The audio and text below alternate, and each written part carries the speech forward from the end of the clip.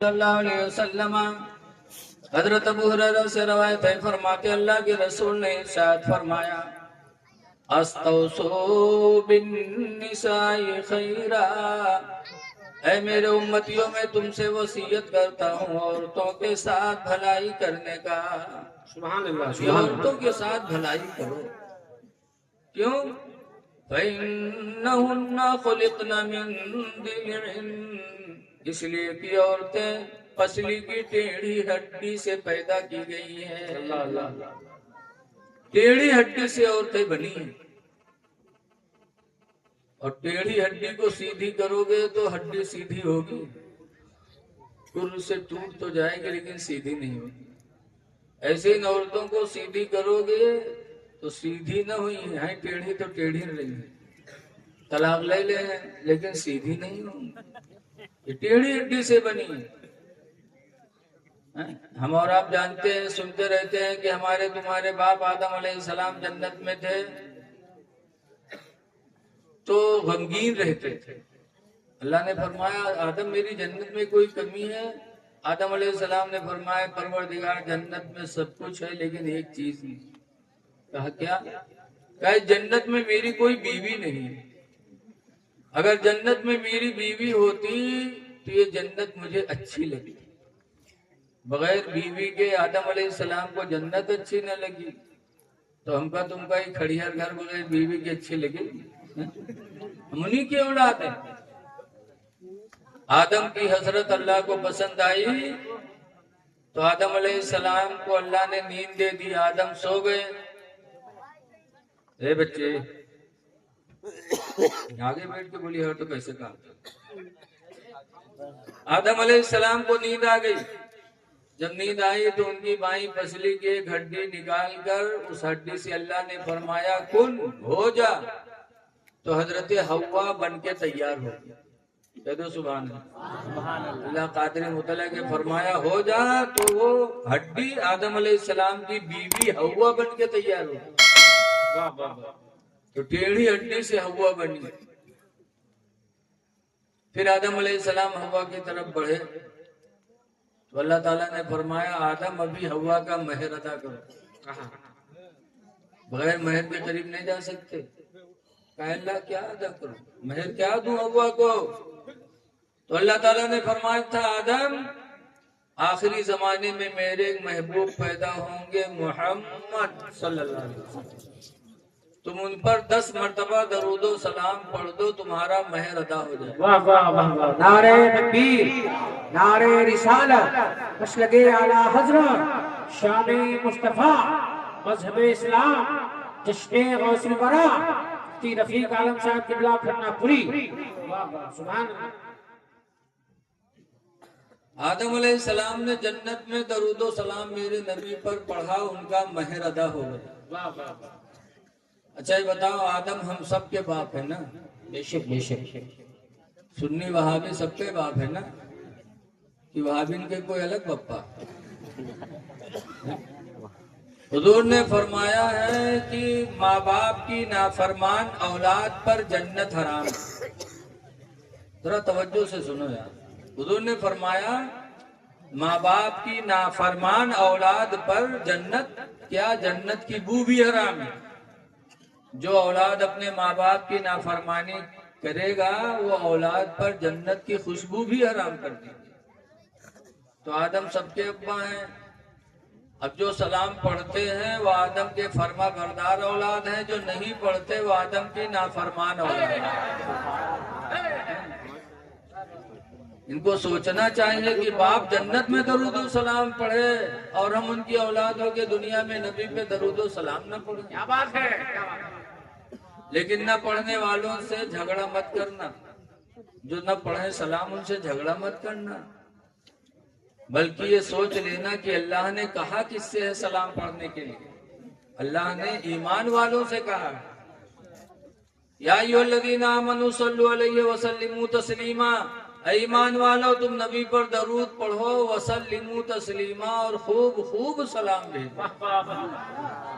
तो ईमान वालों से कहा गया है। ईमान वाले पढ़ते हैं, बेईमान नहीं पढ़ते, तो हमें उनसे कोई मतलब नहीं है, हमें झगड़ा नहीं करना। آدم علیہ السلام نے سلام پڑھا، مہر ادا ہوئی.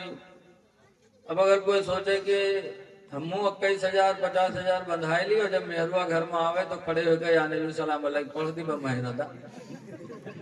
اب مہر ادا نہیں ہوگا سلام پڑھنے سے، وہ خصوصیت تھی آدم علیہ السلام کی، انہی کے لیے خاص تھا. ہوا حلال ہو گئی. پھر جنت سے زمین پہ تشریف لائے. بچے پیدا ہوتے تھے تو آدم علیہ السلام اپنے بچے کو لے جاتے تھے، اس لیے کہ زمین انسانوں سے خالی تھی، صرف جنات تھے، اس میں کوئی انسان نہیں تھا.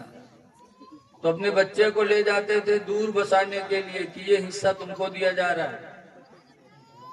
ایک لڑکا پیدا ہوا ہند، تو ہند کو لائے ہندوستان میں ٹکایا اور یہ خطہ اپنے بیٹے ہند کو دے دیا، کہا بیٹا یہ تیری ہے. اور ہند یہاں آباد ہوئے تو انہی کے نام سے ہندوستان بن گیا. ایسے ہی لڑکا سین پیدا ہوا تو سین کو لے جا کر کے کہاں بسایا جہاں آج چین ملک آباد ہے. تو ایسے بچے پیدا ہوتے لے جاتے دور بسانے کے لیے. ایک دفعہ ایک بچے کو لے کے گئے اور کافی دن لگ گیا آنے میں. جب کافی دن کے بعد آئے تو حضرت حوا نے کھانا تو دے دیا. کھانا کھا کے آدم علیہ السلام سو گئے. جب آدم علیہ السلام سوئے تو حوا آئی اور آدم علیہ السلام کا کرتا کھسکایا اور آدم علیہ السلام کی پسلیاں گننے لگی. 1 2 3 4 5. تو آدم علیہ السلام کی آنکھ کھلی. پوچھا حوا کیا کر رہی ہے؟ کہا پسلیوں کی گنتی کر رہی ہوں. کہا کیوں؟ کہا کہ آپ بہت دن کے بعد آئے ہو تو ہم کو لگا کہ ایک پسلی کی ہڈی سے ہم بنی ہیں، کوئی ایک تو ہڈی اور تو نہیں نکل کے جہاں اتنے دن رکے رہے. ہم کو خطرہ لگا کہ شاید ایک کو ہڈی اور نکال لی گئی ہے، کوئی دوسری بیوی آپ کی تو نہیں کہیں بن گئی جہاں اتنے دن آپ ٹھہرے رہے. تفسیر میں آتا ہے آج عورتیں جو اپنے شوہروں پر شک کرتی ہیں نا، اگر آدمی چلا جائے کوئی کام سے رات میں کہوں 11 12 بج جائے تب آوے اور دروازہ کھٹکھٹا کھولو کہیں کو آؤ. کہا ارے ہم ہوئی رے کھول. کہاں رہے ہو اتنے دن تک؟ اتنے دیر تک کہاں رہے ہو؟ جاؤ ہوئے جاؤ فلانیا کو جہاں تم رہے ہو اتنے دیر دروازہ نہ کھول گیا.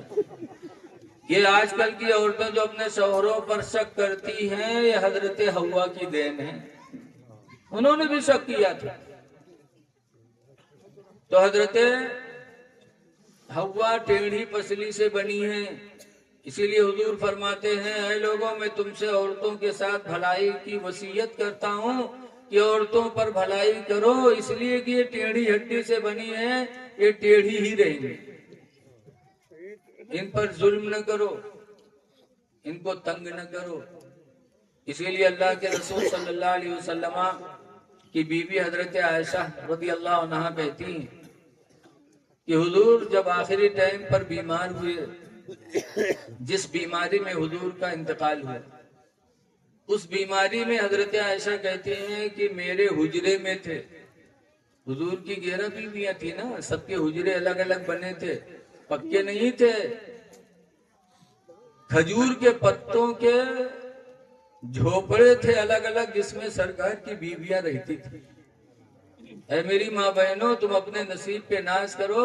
آج تم جھوپڑوں میں نہیں رہتی ہو، تمہاری ماں جھوپڑوں میں رہتی تھی، لیکن پھر بھی جھوپڑوں میں رہ کر ان کا درجہ کتنا بلند تھا.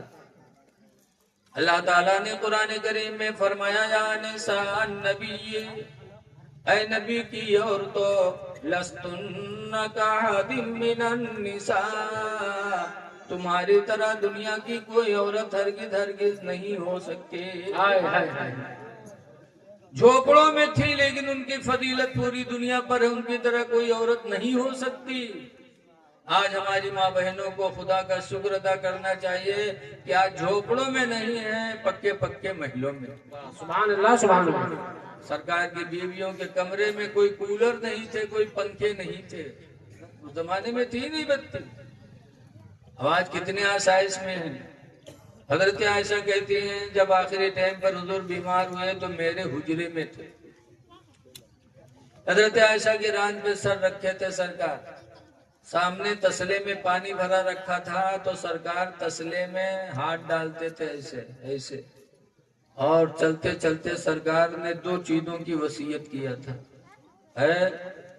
آج نبی کی محبت میں ہم جان مان سب قربان کرنے والے، اہل محمد کہنے والے، لبیک یا رسول اللہ کہنے والے، نبی سے محبت ہے تو ذرا غور کرو. کہنا چاہیے، ہم منع نہیں کرتے، لیکن ذرا غور کرو. جب سرکار کا آخری وقت تھا تو تسلے میں ہاتھ ڈال کر میرے نبی نے آخری وصیت کیا کیا؟ حضرت عائشہ صدیقہ فرماتی ہیں حضور نے فرمایا تھا الصلاۃ وما ملکت ایمانکم. میں تو جا رہا ہوں لیکن 2 چیزوں کا خیال رکھنا. الصلاۃ نماز، وما ملکت ایمانکم اور اپنے ماتحت کا خیال رکھنا. نماز نہ چھٹنے پائے اور ماتحت پر ظلم نہ ہونے پائے. ماتحت کون ہے؟ بیوی، بچے، نوکر، جانور، مزدور، یہ سب ہمارے ماتحت ہیں. اللہ کے نبی نے فرمایا تھا میں تم کو وصیت کرتا ہوں میرے امتی کی 2 چیزوں کا خیال رکھنا، الصلاۃ نماز، وما ملکت ایمانکم اور اپنے ماتحتوں کا خیال رکھنا. ماتحت پر ظلم نہ ہونے پائے. ماتحت میں خاص طور سے بیوی بھی آتی ہے.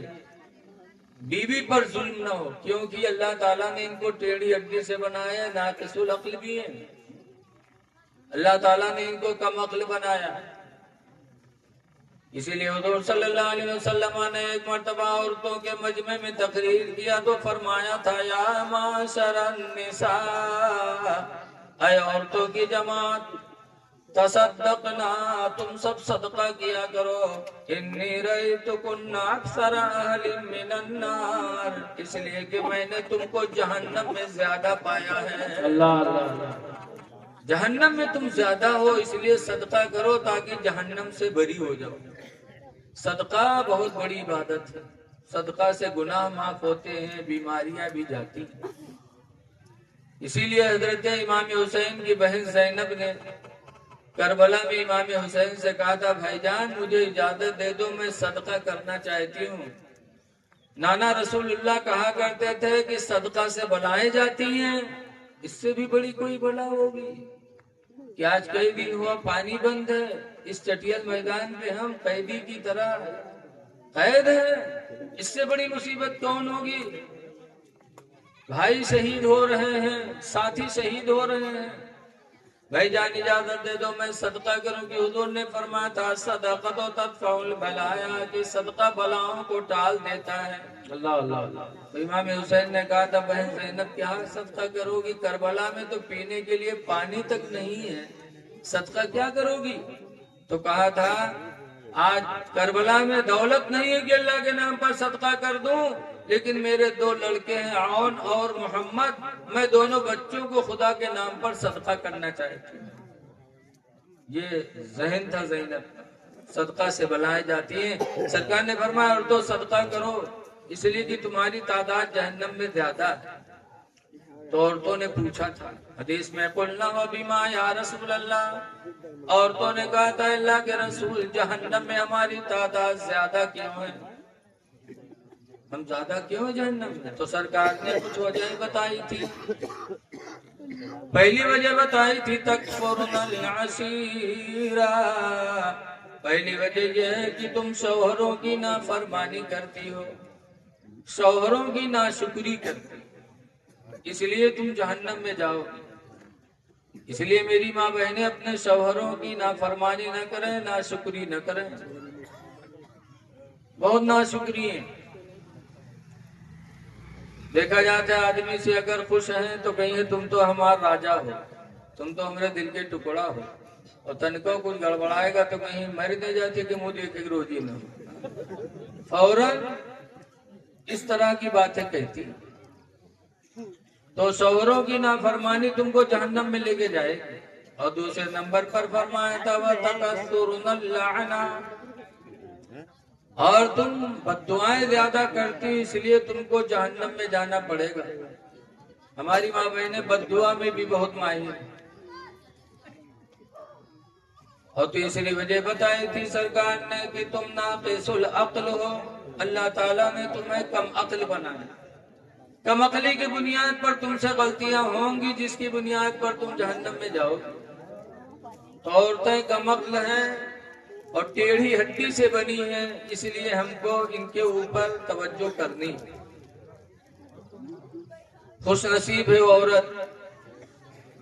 میرے آقا مولا صلی اللہ علیہ وسلم فرماتے ہیں المرأۃ اذا صلت خمسہا، جو عورت 5 وقت کی نماز ادا کر لے، وصامت شہرہا، اور رمضان کا روزہ رکھ لے، وَأَطَاعَتْ بَعْلَهَا، اور اپنے شوہر کی فرما برداری کر لے، وَأَحْسَنَتْ فَرْجَهَا، اور اپنے شرمگاہ کی حفاظت کر لے. اللہ اللہ. 4 کام جو عورت کر لے، پنجگانہ نماز پڑھ لے، رمضان کا روزہ رکھ لے، شوہر کی فرما برداری کر لے اور اپنی شرمگاہ کو زنا سے بچا لے، تو حضور فرماتے ہیں فَلْتَدْخُلْ مِنْ أَبْوَابِ الْجَنَّةِ شَاءَتْ، تو جنت کے جس دروازہ سے چاہے گی جنت میں داخل ہو جائے گی. کیوں جا رہے ہیں بھائی؟ ابھی تو بہت کچھ آپ کو سننا ہے. آپ کا جانا یہ بہت نقصان دہ ہے. شاید کس الجھن میں آپ ہیں مجھے پتا نہیں. بہرکیف آپ کے آنے جانے سے جلسہ گڑبڑ ہو سکتا ہے، اس لیے میں آپ حضرات سے گزارش کرتا ہوں کہ انہی چند باتوں پر میں اپنی تقریر ختم کر رہا ہوں. میں نہیں چاہتا کہ میری وجہ سے جلسہ گڑبڑ ہو، اس لیے کہ آپ کے خصوصی مقرر ابھی اسٹیج پر آئے نہیں جن کے لیے آپ آئے، اور آپ کے شاعر بھی اسٹیج پر موجود ہیں. میں انہی چند باتوں کے ساتھ میں اپنی تقریر ختم کر رہا ہوں. دعا ہے کہ اللہ تعالیٰ کہ جلسے کے برکت سے ہم سب کے تمام جانی مالی پریشانیوں کو دور فرما دے. السلام علیکم ورحمۃ اللہ وبرکاتہ.